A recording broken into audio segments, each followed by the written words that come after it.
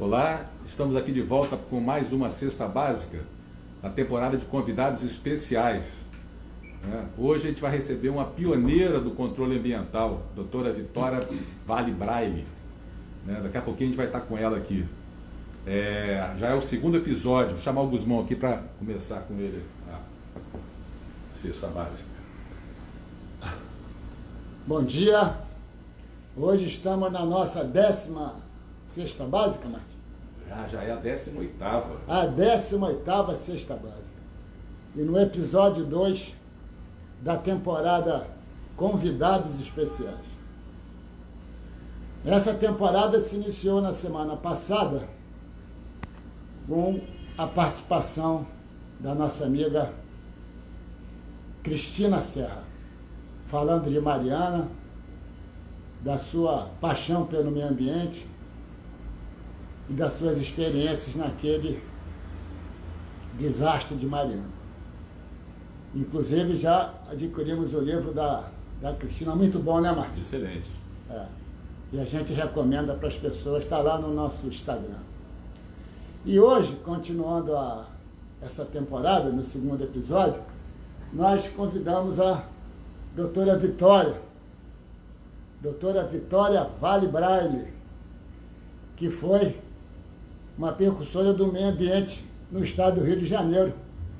E ela tem uma carreira muito interessante, muito diversificada na área do órgão ambiental, na consultoria, na auditoria. Enfim, a doutora é uma referência para todos nós.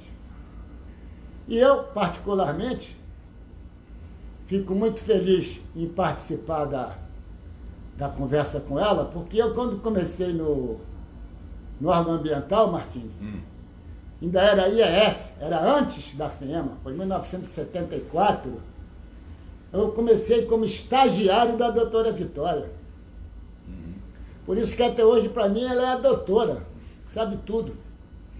E a doutora tem enfim, ela vai falar isso, mas ela tem um legado de formação de vários colegas que, como eu, foram estagiários da doutora e depois se tornaram analistas ambientais. Bem, mas isso quem vai falar é ela, não sou.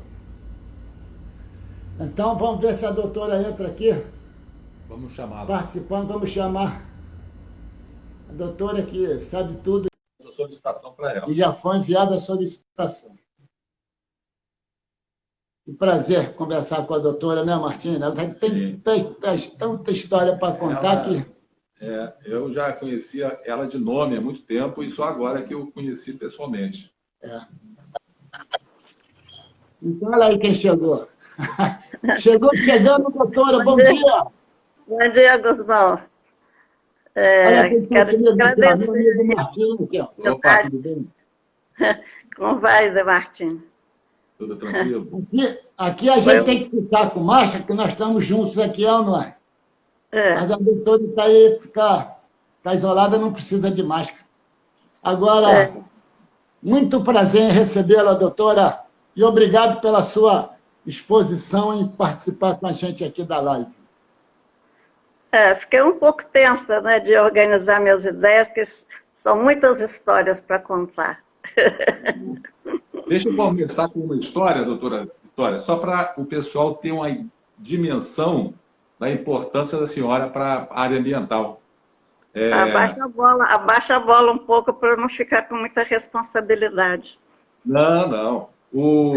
Quando teve a reunião em Estocolmo, organizada pela ONU, a Conferência, né, das Nações Unidas, em 72, foi a primeira conferência que a ONU organizou para se falar sobre o meio ambiente e o homem. E foi a conferência que foi 20 anos antes da Rio 92, né, que aconteceu no Brasil.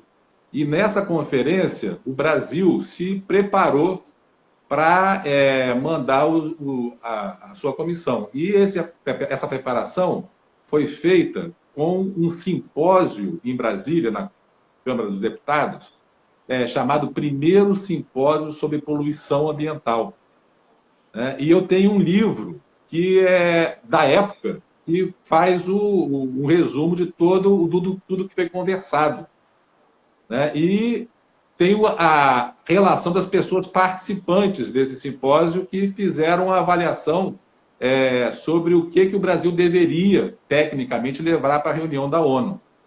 E os especialistas do Brasil todo, quem era um deles? Era a doutora Vitória Braille, em 1971. É isso mesmo. Mas ela já era uma pessoa já de destaque, porque em 71 ela já foi chamada para uma reunião importante dessa. Conta essa história aí, doutora. Conta essa história. Isso aí foi um marco, né? Foi interessante você dar o nome do simpósio, né? Simpósio da Poluição. Quer dizer, em 71 não se falava nem meio ambiente ainda, era poluição, né? E esse simpósio foi um marco, porque nessa época se discutia qual o modelo que o Brasil deveria adotar. Por exemplo, que o modelo japonês, que primeiro desenvolveu para depois controlar a poluição, né? Mas o Brasil, não, quer dizer, os políticos não defendiam essa tese, né? Defendiam que primeiro, defender essa tese, que primeiro desenvolver para depois controlar. Nós, técnicos, defendíamos que não. Então, depois, no final dessa conferência, nós propusemos, então, desenvolvimento sem poluição. Mas os parlamentares reagiram e puseram desenvolvimento a baixo custo ecológico. Então, você vê que foi o primeiro conceito de desenvolvimento sustentável criado aqui no Brasil, em 1971. Não se falava nem a meio ambiente, mas já se criou o conceito de desenvolvimento sustentável. Isso foi muito importante. Porque o Brasil ia para essa conferência e propôs defender a poluição da pobreza. Ele não queria pressões para investir muito na poluição do ar, das águas. Quer dizer, o que a gente interpreta de poluição da pobreza? Naturalmente, o saneamento, o que até hoje ainda estamos muito precários nesse tema, né? Mas ontem eu ouvi que já foi aprovado nessa nova marco do saneamento, já um grande projeto aqui numa região metropolitana, com os investimentos, aceitação muito boa dos investidores, então parece que realmente agora vamos caminhar bem nessa missão do saneamento. Sim. Só voltando um pouquinho, doutora Vitória, confirmando o que a senhora falou, no livro mostra que os técnicos, na conclusão deles, eles falaram em relação a manter um desenvolvimento sadio, sem comprometer as gerações futuras. É exatamente o desenvolvimento sustentável que, quando você vê na literatura, não se vê esse assunto sendo falado em 71, no máximo no começo dos anos 80, mas está lá no simpósio de poluição ambiental. Mas, infelizmente, a tônica do governo na época foi contra a decisão dos técnicos, porque era uma tônica desenvolvimentista e que está escrito também no livro, despesas ambientais que se sobrepunham ao desenvolvimento econômico não são legítimas. Então, era uma situação em que não se privilegiava o meio ambiente ainda. Apesar dos técnicos terem dado a sinalização do que deveria ser, foi uma outra tônica, um outro discurso que foi levado para Estocolmo 72, em nome do Brasil. Temos vários marcos dessa longa caminhada nossa, né? Que hoje está sobre uma mira muito grande, né? De um grande debate, um grande questionamento sobre as posições atuais e futuras. Doutora, puxando o que a senhora falou agora, essa grande caminhada, vamos falar sobre a sua grande caminhada também, né, doutora? Na área ambiental, na sua área de engenharia. Como é que... A senhora é natural daqui do Rio de Janeiro, doutor? Não, eu sou capixaba. Sou lá do Alegre. Sou lá do Alegre, do sul do Espírito Santo. Isso aí. Estudou, se formou, fez ensino médio, faculdade, aonde? Qual foi a sua trajetória assim? Eu olhando para toda a minha caminhada, eu vejo na área profissional dois grandes marcos. O primeiro marco foi a minha luta lá no Alegre para estudar. Porque meu pai era imigrante italiano, cafeicultor, eu fui criada no ambiente de fazenda e tinha uma grande curiosidade pela natureza. Então eu queria ser pesquisadora, eu não queria ser professora. Mas a cidade só tinha o ensino ginasial da época e de normalista. Mas os rapazes que queriam fazer uma faculdade tinham que vir para o Rio fazer o científico. Mas eu não queria sair da minha cidade tão jovem, né? Aí negociei com o colégio Aristeu de Aguiar, para iniciar o científico. Mas o diretor dizia, aqui não tem professor para esse nível. Eu falei, não, pega o farmacêutico, pega o engenheiro da Emater, eu estudo pelos livros, vamos começar. E ele me atendeu, começou, então, o científico para mim. Mas não era só para mim, né? Vários outros jovens fizeram. E aí, como eu vim para o Rio de Janeiro enfrentar um vestibular da Escola Nacional de Química, que não era nada fácil, e passei em 5º lugar, isso deu um estímulo muito grande para os jovens da minha cidade fazerem o científico lá e enfrentar um vestibular no Rio de Janeiro. Então, eu acho que isso, para mim, foi uma grande conquista. A segunda grande realização, eu considero isso que você falou, a formação de equipe de controle da poluição do ar, sabe? A equipe maior foi iniciada na FEEMA, e ali nós tivemos a oportunidade de contratar jovens recém-formados, todos menos de 15 a 20 anos mais novos do que eu. Então, nós investimos muito no treinamento dessa equipe, com cursos, bolsas de estudo, desenvolvimento de procedimentos, com um código de ética muito rigoroso. Isso foi bom, que eram jovens, todos sem vícios, todos com o idealismo, nos permitiu formar uma equipe de alto nível que repercutiu em toda a operação da FEEMA e que permitiu transmitir esse conhecimento ainda para vários outros técnicos que continuam lá. Então, isso para mim representa o meu grande legado. Esse seu legado é super importante. Eu sou um dos frutos desse legado, né? Eu posso falar isso absolutamente à vontade. E uma coisa interessante, doutora, é que hoje no INEA existe a Universidade do Ambiente, que foi uma criação bastante interessante dentro do INEA.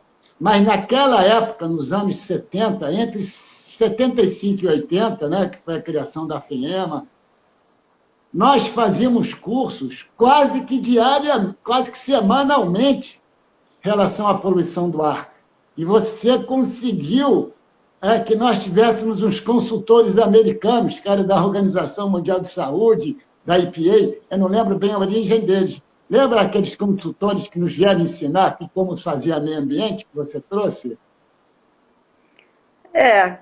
Eu queria falar assim, um pouco, né, das estratégias de implantação de um programa de controle da poluição do ar aqui no Rio de Janeiro, né? Que nós começamos em 1962, né? O governador Carlos Lacerda criou o Instituto de Engenharia Sanitária. A base desse instituto eram engenheiros que vieram da antiga SEDAI. Então, assim, a questão da poluição das águas na época, demandava mais e tinha mais profissionais envolvidos já com a base de treinamento nessa área. Quer dizer, a poluição da água, nós já falávamos, né? Poluição da Baía de Guanabara, poluição das praias, lagoa, mortandade de peixe na Lagoa Rodrigo de Freitas, a importância do Rio Paraíba, mas o ar não se falava em nada, não existia uma demanda, uma questão relativa à poluição do ar. Então, existia uma iniciativa lá no ABC Paulista, né, com o Nelson Nefusi, um grupo muito bom lá, mas um programa estadual, eu acredito que o primeiro foi aqui no Rio de Janeiro, a nível do estado da Guanabara. Então, nessa época, o governo conseguiu uma cooperação com a Organização Mundial da Saúde para treinamento de técnicos. Então, foi aí que eu fui para os Estados Unidos estudar a poluição do ar. Eu passei 8 meses. Eu passei 8 meses lá estudando poluição do ar, mas eu não quis fazer um curso de pós-graduação. Eu quis visitar os principais programas, fazer todos os cursinhos que existiam lá, que na época não tinha o EPA, em 65. Todos os cursos, o controle da poluição era feito pelo Ministério da Saúde. E os treinamentos eram dados no Robert Taft Center, em Cincinnati, Ohio. E, então, eu queria conhecer os programas para trazer aquelas experiências que nós poderíamos aproveitar aqui no início de programa. Então, eu trouxe, por exemplo, de Pittsburgh, que é uma cidade industrial com siderúrgicas, mas com um programa mais simples, coisas mais simples, mais baratas que nós poderíamos fazer aqui. E trouxe de Los Angeles, com problemas sérios do smog fotoquímico, né? Já uma gestão mais avançada do licenciamento ambiental. Foi de lá que eu trouxe, já dentro do programa das Nações Unidas, 2 consultores especialistas em licenciamento ambiental. Isso em 73, 74. Foi quando nós começamos uma implantação do licenciamento, ainda numa forma, não tínhamos uma legislação, porque nós estávamos numa fase de transição a fusão com o Estado do Rio de Janeiro, não era possível aprovar uma legislação mais ampla. Então, nós começamos a implantar o licenciamento de forma de cooperação. Nós escolhemos, por exemplo, aqui a Barra da Tijuca, que era uma área em desenvolvimento, que nós não queríamos que fosse poluída, né? Nós fizemos uma parceria aqui com a Sudebar, Superintendência da Barra, para que nós pudéssemos participar da análise das licenças. Era interessante porque eles tinham a ideia que a indústria química não poluía e poderia vir para a Barra. Nós falamos, não, pelo menos só indústrias farmacêuticas, né? Eu tive a oportunidade de discutir algumas questões com o Planejou Brasília, né? Lúcio Costa, né? E foi bastante interessante. A outra área que nós escolhemos foram os distritos industriais. Nós procuramos a Codim e fizemos parceria com a Codim para que ela também mandasse os projetos que iam para o distrito industrial para nós analisarmos. O Ricardo Gribel, que era o presidente da Codim, era um homem de muita visão, ele compreendeu e ainda nos deu 2 engenheiros para ajudar, um para águas e outro para o ar. O do ar é o nosso Sancler, que até hoje está lá no INEA, né? Ele foi contratado pela Codim para nos ajudar. Aí nós tivemos a ajuda desses 2 engenheiros de Los Angeles e também 2 engenheiros que nós conseguimos do Exército da Salvação Americana. Nos mandou 2 engenheiros que nos ajudaram muito. Então, quando houve a fusão em 75, que tinha o grupo de trabalho lá no Itamaraty, chefiado pelo Dr. Haroldo Matos de Lemos, nós levamos a nossa proposta de licenciamento. O Haroldo, muito competente, compreendeu a importância, abraçou e fez uma implantação de alto nível, muito profissional, que permitiu que a ideia avançasse muito bem. Então, poxa, doutora, que história maravilhosa. Daí que o doutor Haroldo foi o primeiro presidente da FEEMA, né? Que criada em outubro de 75, e levou com ele uma equipe extremamente competente, né? Pessoas extremamente preparadas, tanto na parte administrativa, e com isso, aquela turma, como eu, né, que estávamos antes estagiários e depois contratados pelo projeto do PNUD, né, que era o Programa de Desenvolvimento das Nações Unidas, nós fomos absorvidos e criamos e formamos o corpo técnico da FEEMA, recém-criada, e eu fui ficar com você na poluição do ar, eu e outros colegas. Então, assim, eu tenho... O que vocês poderiam ouvir de uma idosa de 83 anos, a não ser todas essas histórias, né? Não. Mas existe uma diferença. Existe uma diferença entre idoso e velho. Eu não quero ser considerada velha. A senhora está participando de uma série da Netflix. E são vários episódios, a série da Netflix. Esse primeiro episódio, nós vamos focar... Pena que é 1 hora só cada episódio, mas não tem comercial no meio, então a gente aproveita a hora toda.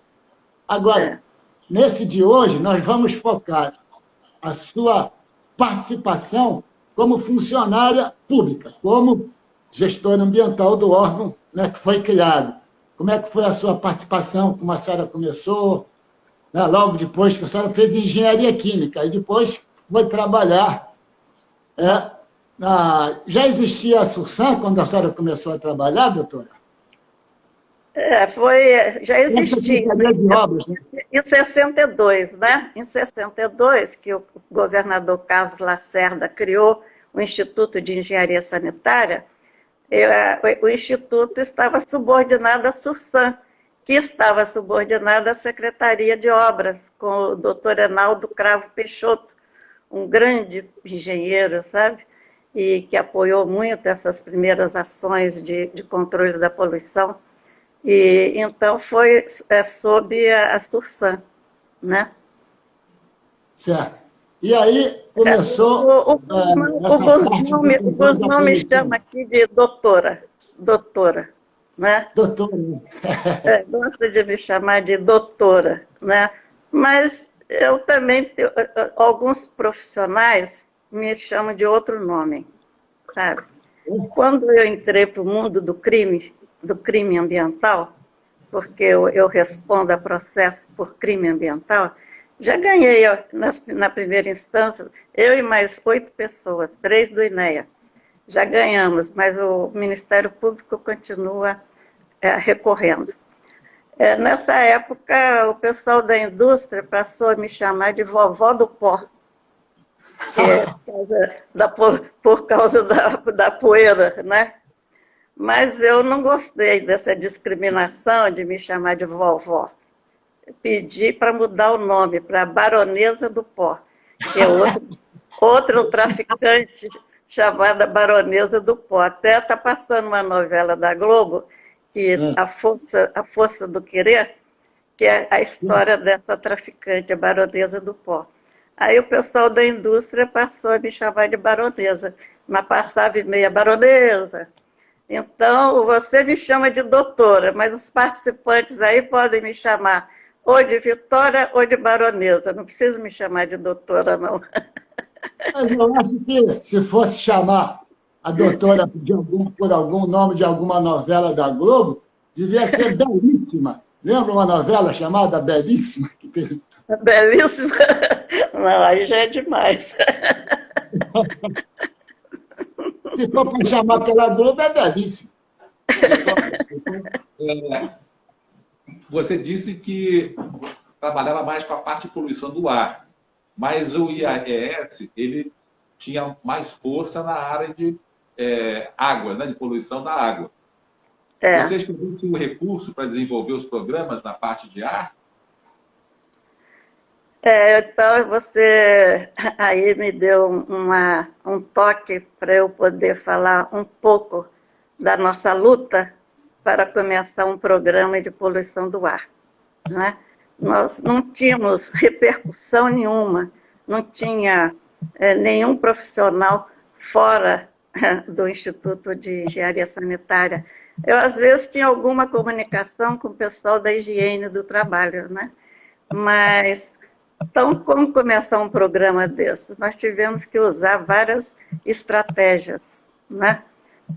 A primeira estratégia, eu pensei, porque a água tinha já atividades e tinha os ecossistemas também já bem poluídos. Mas eu falei, nós temos que implantar rotinas de trabalho equivalentes ao pessoal da água para gerar uma demanda. A água já tinha 2 laboratórios bons que vieram da antiga SEDAI. Nós montamos um laboratório pequeno, com pouco recurso. Mas aí eu resolvi fazer um cadastro industrial, porque existia o cadastro industrial na poluição das águas. Então, mas sem dinheiro, como é que eu ia fazer um cadastro industrial? Eu solicitei ao EPA, naquela época eram discos, né, com os programas de computador, como eles faziam o cadastro, o inventário das emissões, cadastro e inventário, né? E nós não tínhamos computador, também ninguém no Instituto de Engenharia usava computador, mas eu pedi para utilizar os computadores da Secretaria de Fazenda. E nós tínhamos esse engenheiro do Exército da Salvação, um PhD, John Selk, que dominava, né, a informática, e ele então foi na Secretaria de Fazenda. Nós levantamos as indústrias com mais potencial, de maior porte, acima de 20 operários, organizamos assim por endereço e o formulário. Não tinha dinheiro para correio e nem para formulário. O IBP imprimiu os formulários para mim e nossos fiscais iam de ônibus entregando nas indústrias o formulário. Olha, isso teve um sucesso. Em 3 meses nós cadastramos 3.000 indústrias e de imediato as suas emissões já foram calculadas. Então isso nos permitiu,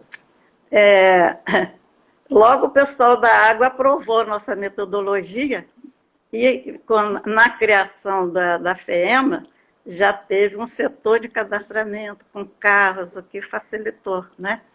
Mas, em função desse inventário que nós produzimos, nós desenvolvemos algumas estratégias, né? Então, quais eram os nossos principais problemas, né? A nossa legislação, como nós não podíamos medir as chaminés, nós fizemos a Decreto 779, baseado apenas em incômodo, reclamação e fumaça negra, que a fumaça negra era um padrão visual. Nós podíamos apenas, com a escala de Ringman, verificar se ultrapassava o limite, a escala 2 de Ringman. Então, com isso, nós podíamos controlar as caldeiras, né? Das indústrias, quais os problemas que nós enfrentamos? Primeiro, os incineradores, né? Tínhamos 10.000 incineradores de lixo no Rio de Janeiro, com muita reclamação. Deixa eu dar um testemunho que, quando eu era criança, quando eu chegava na praia de Copacabana, e ao invés de olhar para o mar, olhava para os prédios, era uma quantidade de chaminé com fumaça preta saindo, impressionante. Né? E isso não existe mais, parou de existir de um certo tempo. Foram vocês que fizeram essa alteração na legislação para poder acabar com os incineradores? Eu também vi em Los Angeles, que Los Angeles passou por isso. Ele também fechou os incineradores de lá.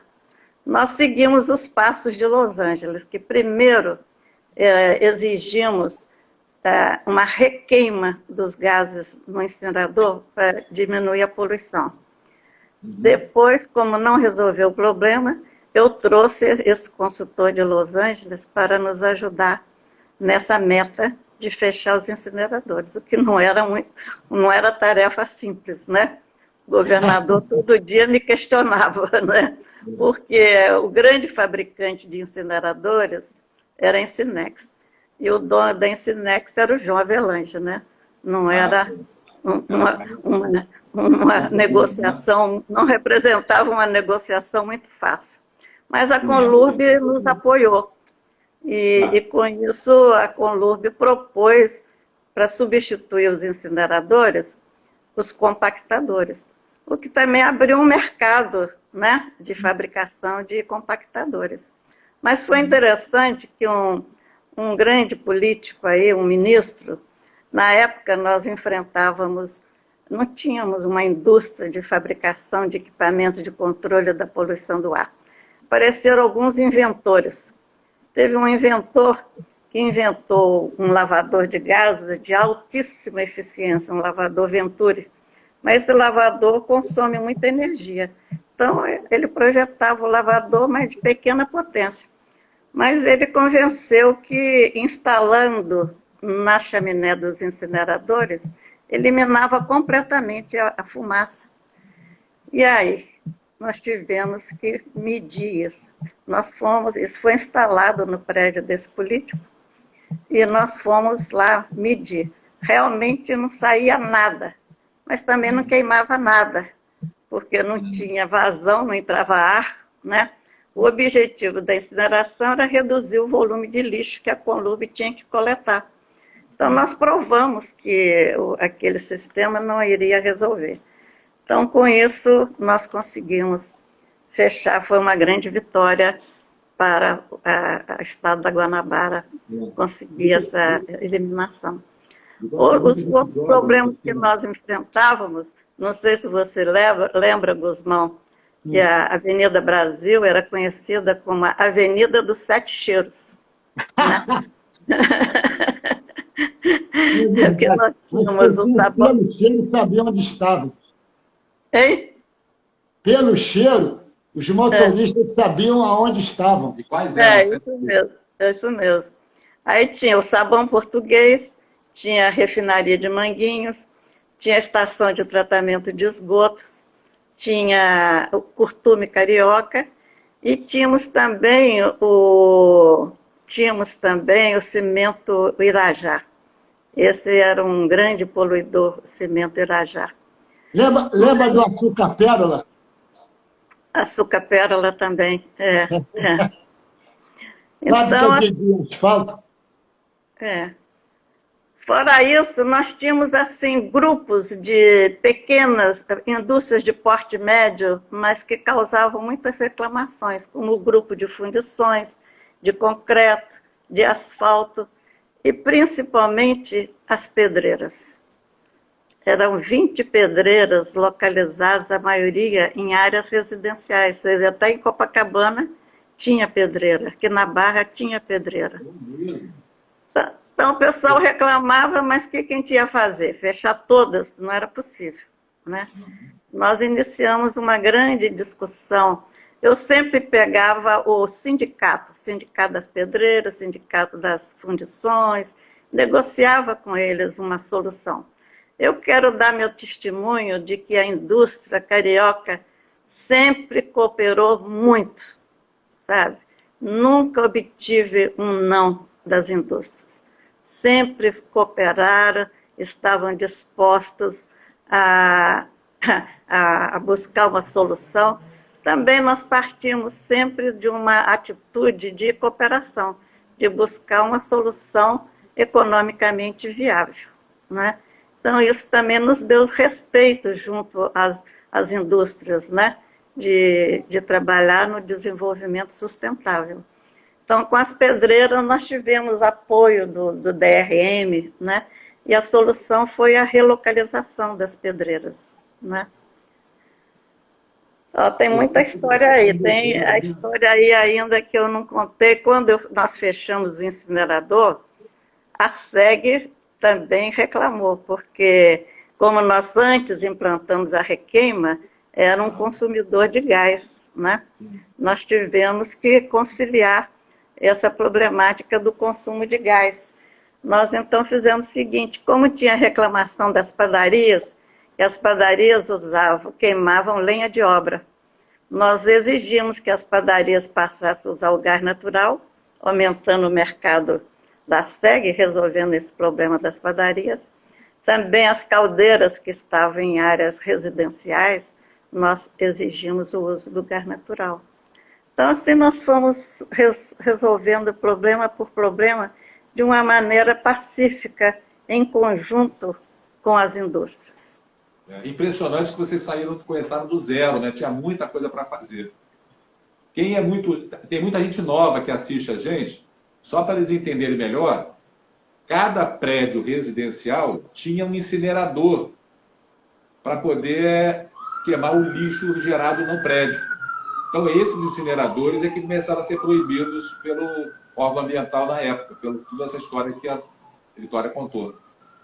Doutora, olha só quanta coisa sensacional você falou. Só para não perder aqui a sequência, olha lá. Nós íamos fazer o cadastro industrial de ônibus. Eu lembro que eu ia também. Ah, você participou, você ia também? O meu Vale idoso não ia pagar o ônibus, seria mais tranquilo. É. As pedreiras, tinha pedreira em Copacabana, tinha pedreira na Barra. Isso era um incômodo para as pessoas. É. A Avenida Brasil, com os seus cheiros característicos, conhecida como Avenida dos Sete Cheiros. A dificuldade que foi que esse decreto, eu me lembro que esse decreto de proibição da incineração foi de 1976. Se eu não me engano, era o Marcos Tamoio, prefeito da cidade, não lembro. Mas eu acho que era. É bom que você está aí para você complementar, porque você está com a memória melhor do que a minha, né? Ô, Neise, você também que está por aí, se você lembrar de alguma coisa, complementa aí, Neise. Vocês continuam meus auxiliares. Mas... Agora, a questão também da dificuldade, né, da fornecedora de combustível perder um cliente, um consumidor, e nós, na sua orientação, usarmos o gás para padaria, para lavanderia, para empresas. E o critério de reclamação incômodo ser a base do cadastro que a gente fazia, dos atendimentos às reclamações. Lembra, doutora? Você tinha relação muito boa também com algumas líderes comunitárias, que eram das associações de moradores. Lembra disso? Isso aí também é uma grande conquista nossa. Na nossa, aqui, quando eu falo nossa, minha, eu estou me referindo ao meu grupo, sabe? Que eu não fiz nada sozinha, né? Eu fiz com a minha equipe. Mas foi interessante que, como a população não reclamava, porque não sabia dos seus direitos e nem sabia quem reclamar. Mas nós tínhamos uma senhora aqui, uma austríaca, foi a primeira ativista aqui do Brasil, que foi a dona Ruth Christ. Ela defendia salve a baleia, sabe? E a dona Ruth nos ajudou muito, porque ela ia lá naquelas comunidades que tinham problemas e mostrava como elas poderiam proceder, reclamar os direitos dela, né? Com isso, ela tinha também um grupinho dela que ia junto com ela. Com isso, ela foi organizando e surgiram as associações de bairro. Esse movimento foi um movimento importante, que elegeu até um prefeito, sabe? Que era o Jô Rezende, que ia junto com a dona Ruth nesses contatos com as comunidades. Foi também um acontecimento importante, né? Agora, eu estou lembrando de um outro fato também, ô Guzmão, que, como nós fizemos o inventário das emissões, nós levantamos não só poeira, como também o SO2, né? O SO2, o enxofre, né? 80% é emitido pela indústria e 20% pelos ônibus. Mas era gozado que o pequeno monitoramento que a gente fazia em torno das grandes indústrias não indicava altos níveis, porque as chaminés dispersam muito. Mas o monitoramento que a gente fazia em Copacabana dava valores muito altos. Aí aconteceu o seguinte, São Paulo, com a poluição lá se agravou muito, implantou a Operação Inverno. Nessa Operação Inverno, ela exigia que a Petrobras fornecesse porque o petróleo brasileiro tem baixo enxofre, então produz o óleo de baixo teor de enxofre. E no inverno, a São Paulo negociou com a Petrobras que todo o óleo de baixo teor de enxofre fosse para São Paulo. E nós ficamos aqui com o óleo de alto teor de enxofre. Fiquei furiosa, mas aproveitei para negociar com a Petrobras.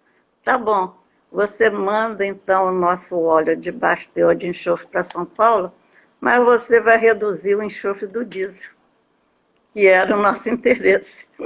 Com isso, nós conseguimos reduzir os níveis de dióxido de enxofre nas áreas residenciais. Foi também um fato interessante.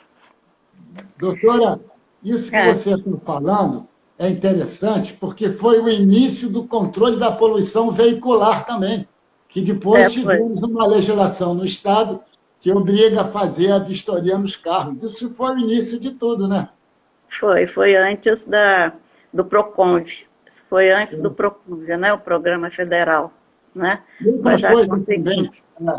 Outra coisa que você falou muito interessante, quer dizer, hoje a gente está combinando fazer esse episódio 1 dos convidados especiais da doutora, nós combinamos falar só sobre a parte da sua atividade como do órgão público, do INEA, do INEA não, da FEMA, do IAS, deixar a sua atividade como consultora, como auditora, para as próximas lives. Agora, nós temos aqui um comentário que foi feito pelo Sérgio Salles, dizendo que está lembrando muito das suas aventuras com ele nas auditorias que vocês faziam. O Sérgio é um grande líder, auditor líder, e foi um prazer muito grande fazer várias auditorias com ele, né? E a mesmo também está lembrando. Mas isso aí já é assim, sobre a auditoria, o que eu posso falar, ainda dentro do órgão ambiental, né? Porque você quer que a minha experiência de consultora fique para uma outra live, né? Mas ainda dentro da FEMA, um dos meus últimos trabalhos lá na FEMA, eu vim acompanhando o esforço do EPA americano de implementar a auditoria ambiental. Eu achei uma ferramenta de trabalho espetacular, porque eu acho o nosso órgão ambiental muito fechado, né? Eu acho que é importante democratizar, abrir para vários atores, né? Do sistema. O sistema ambiental é muito amplo e o INEA fica um pouco fechada hoje, sem ferramentas que envolva todos os técnicos que estão capacitados a participar do sistema. Então, quando eu vi a auditoria, achei uma ferramenta espetacular. Quando o EPA aprovou a lei de auditorias, eu formei um grupo de trabalho lá na FEMA para a gente também propor uma lei de auditoria. Nessa época, a White Martins, que já fazia auditorias ambientais como uma exigência internacional, né? E então ela participava do nosso grupo. Foi daí que eu entrei no meu trabalho como consultora, porque logo a seguir, na RIA 92, quem desenvolveu a auditoria ambiental nos Estados Unidos foi a empresa Arthur D. Little, que houve um acidente na Índia, e a Arthur D. Little, que tinha grande experiência em gestão, foi lá desenvolver para a indústria um sistema mais seguro, e ela criou a auditoria ambiental. Então, um técnico da Arthur Delito veio para a Eco 92 e a White Martin me apresentou esse técnico e eles me contrataram. Eu trabalhei 10 anos como consultora da Arthur Delito. Mas isso nós vamos falar na próxima semana, né? Na próxima live, né? Agora, ainda assim, dentro do INEA, dentro da FEEMA, né? Porque além da FEEMA, eu fui também subsecretária e fui a primeira presidente do Instituto Estadual de Florestas, né? Mas dentro ainda da FEEMA, um dos meus últimos trabalhos, que eu me aposentei em 94. Como eu estudei no Japão, eu fiquei ligada a japoneses, porque nós tínhamos um grande consultor japonês, nosso padrinho, nosso grande amigo, que é o Toshi Nishizawa. Muitos anos ele trabalhou conosco. E o Toshi que nos ajudou a montar um projeto de cooperação com o Japão, que nós pudemos mandar vários técnicos estudar a poluição do ar no Japão, né? Mas depois que eu voltei do Japão, que eu também fiz bolsa lá, eu virei presidente da Associação de Cooperação Técnica Brasil-Japão. E então, antes da Eco 92, o cônsul aqui do Japão, que nós tínhamos muito contato, me pediu para propor um grande projeto de cooperação com o Japão, que o Japão queria financiar um grande projeto para Rio 92. Isso era fevereiro de 92. Eu fiquei, assim, o primeiro que escolher, eu de poluição do ar, não pude escolher um projeto grande de poluição do ar, porque não era um tema ainda muito, assim, politicamente, com grande envolvimento político, né? Eu precisava de um projeto que teria apoio político, né? E como o Collor era o presidente então, já tinha passado aqui no Rio e falado do apoio dele à despoluição da Baía de Guanabara. Eu falei, é um projeto com apoio até federal, né? Aí propus a despoluição da Baía de Guanabara.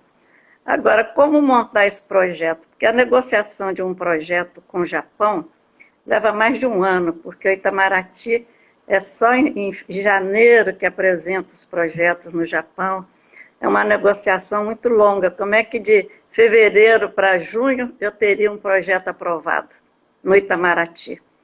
O que eu fiz? Eu tinha aprovado um projetinho de poluição do ar de $200 mil, e tinha vindo o resultado justamente em fevereiro. E eu negociei com o Itamaraty de transformar esse meu projetinho no grande projeto de despoluição da Baía de Guanabara. Que só o estudo, o plano diretor, era 5 milhões. Mas o Itamaraty me atendeu e nós transformamos o plano diretor de 5 milhões a partir desse meu projetinho. Você vê que o ar ajudou a poluição das águas. Né? Pois Deu essa grande ajuda. Outra coisa importante, doutora, foi a sua conquista também naquela estação móvel de controle da poluição atmosférica, que nós colocamos primeiro lá no Maracanã, lembra disso? É isso mesmo. Porque nós não tínhamos... eu falo eu, porque estou falando eu, mas nós priorizamos o controle na fonte. Eu vi que o controle da qualidade é um controle muito caro e nós não tínhamos recursos para investir em equipamentos mais automáticos, mais sofisticados. Nós priorizamos todo o nosso controle baseado na fonte. Eu vi isso também na Inglaterra, porque a Inglaterra não tem padrão de qualidade. Ele usa the best available control technology, quer dizer, ele aplica em cada fonte a melhor tecnologia economicamente viável. Então, mesmo no CONAMA, nós sempre primeiro controlar pela fonte, depois pelo padrão. Você vê que até hoje não se tem um plano de controle da qualidade do ar. Foram aprovados novos padrões, exigindo planos, mas eu ainda não conheço, porque é um planejamento muito complexo, né? Então, nós baseamos toda a nossa ação no controle das fontes. Mas, no projeto da Organização Mundial da Saúde, nós pedimos pelo menos um trailer, né? E implantamos, não sei se foi 78, não sei, ali no Maracanã. Acho que até hoje, acho que ele ainda funciona. É. E, doutora, outra coisa importantíssima, quer dizer, todas são importantes, todas. Mas um destaque, e que o Martini é hoje um auditor da ADZ 056, e que hoje ficou aqui claro para a gente, eu não sabia muito, eu não conectava essa história, por que a lei estadual que obriga a auditoria ambiental foi criada em 1991. Quer dizer, 1991, que coisa pioneira, né? Que ideia iluminada, de vanguarda, de tornar a auditoria obrigatória para aquelas atividades, né? Tipologias que justificassem fazer auditoria. Então, eu adoro auditoria ambiental. Deu um impulso para ela e depois consolidou na Rio 92, não é isso? Foi muito importante a auditoria, né? Também foi importante o EIA-RIMA, né? Eu tive a oportunidade de participar da análise dos primeiros EIA-RIMAs do Brasil. Caramba! Porque a SEMA, né, que era o órgão federal, ele não tinha técnicos a nível federal, né? Então, pedia a gente, por exemplo, um grande projeto no Espírito Santo, que foi a siderúrgica Tubarão, né? Pediu para a gente analisar, né? Então, nós que analisamos. Eu fiquei numa situação bem delicada lá, porque foi levado o governador no Japão para mostrar que a siderúrgica não poluía e podia se instalar ali na ilha de Vitória. Mas eu também visitei essa siderúrgica no Japão. Então, para eu exigir ali os mesmos níveis de controle que eram aplicados lá nessa siderúrgica do Japão, né, eu fiz por etapas. Primeiro, exigi a melhor tecnologia de controle para poeira, né? E para o SO2 eu dei um prazo. Tem que basear na tecnologia japonesa e na realidade nacional, o que é exigido aqui no Brasil, né? Então, a dessulfurização eu dei um prazo para ser feita, acho que venceu agora. A outra grande EIA-RIMA que nós participamos foi no Maranhão. Acho que a Lumar, a indústria da Alcoa de alumínio. Certo. Nós analisamos aquele EIA-RIMA lá e foi interessante, os técnicos já discutindo com os técnicos lá. Foi muito bom porque aquele projeto da Alcoa virou benchmark da Alcoa no mundo. Doutora, então outra coisa que as pessoas também não sabiam, quer dizer, eu estou representando essas pessoas aqui, é que, na época, a SEMA, que era o órgão federal, que depois passou a ser IBAMA, a SEMA requisitava técnicos de outros estados para participarem dos grupos de trabalho que analisavam EIA-RIMAs de, por exemplo, de uma siderúrgica. Porque ela não tinha equipe, né? Então, solicitavam que a FEMA era muito respeitada, né? E nós,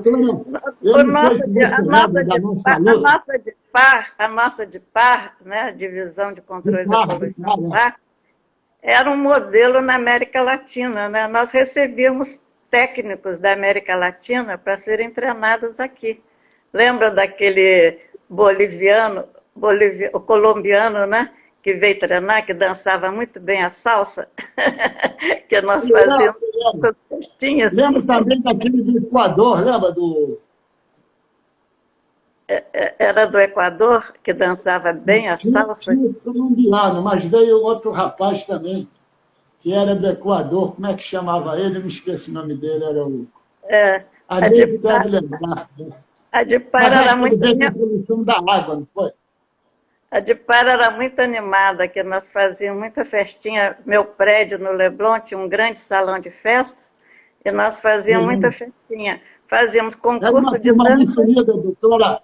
Agora, quando você falou cimento, eu lembro da nossa luta, da sua luta, em relação ao cimento Irajá, lembra? Exigindo equipamento de controle pós-queimador, filtro manga, lembra disso? Ali, a Cimento Irajá foi um grande exemplo, né? Aquele diretor como é que era o nome dele, que agora esqueço? Ele engenheiro lá de poluição, eu me esqueço o nome dele. Ele ele estudou tanto poluição do ar que virou consultor de poluição do ar. E ele mesmo, acho que projetava, não sei, ele Ele implantou o controle lá no Cimento Irajá. Ele abriu uma firma de monitoramento de chaminé. Tá? Eu fiz trabalhos com ele lá na CSN. Ele é muito competente, um grande amigo. Quer dizer, ele, como gerente da empresa, abraçou a causa e enfrentou, né? Solucionando o problema. Isso foi muito bonito. Mas dentro daquele nosso espírito, né, de cooperação. Nós ajudávamos e ele respondia. Né? É verdade. Doutora... Nós fizemos também o licenciamento da Vale Sul. Né? Foi um licenciamento difícil para nós, porque naquela época não tinha EIA-RIMA e nós mesmos fazíamos as modelagens para aprovar. E dentro desse distrito industrial lá de Santa Cruz, nós tivemos uma experiência muito interessante, porque nós tínhamos aqui um setor muito interessante, que era a Fundrem. A Fundrem, que era a Fundação da Região Metropolitana. Ela fez um trabalho excelente de planejamento, né? Ela até queria que a gente planejasse os distritos industriais. Eu até fui a Israel visitar, que a Israel tinha uma política no distrito industrial das indústrias mais poluidoras ficarem no centro do distrito e as menos poluidoras nas beiradas, né? Eu fui lá ver isso. E aí a Fundrem queria que a gente fizesse um planejamento dos distritos industriais. E nesse distrito industrial, ali de Santa Cruz, Sepetiba, né? A Fundrem estava planejando lotes pequenininhos, lotes industriais pequenininhos. O que nós fizemos? Nós tínhamos um inventário aqui de São Cristóvão, transpusemos aquelas taxas de emissão para lá e vimos que a poluição ia ser muito alta. Nós exigimos lotes maiores. Foi também uma ação que trouxe grandes benefícios. Vitória, infelizmente, a gente vai ter que terminar a live, mas ela está um luxo. Eu estou aprendendo muita coisa. É a história do meio ambiente no Brasil, que a gente está ouvindo, né, durante essa 1 hora. Mas eu acho que a gente tem que continuar um outro dia, sem dúvida. Vamos fazer outro episódio, doutora. Aliás, hoje vai ter uma série da Netflix. Doutora Vitória Especial. Não, doutora. Doutora. Mas será que os nossos participantes vão ter paciência para outra? Doutora, está chovendo pedido de outras lives, doutora. Não sei como é que eu faço. São todos amigos. Aí a metade deve ser parente, sobrinho, a metade é ex-funcionário da FEMA. Aí está tudo querendo...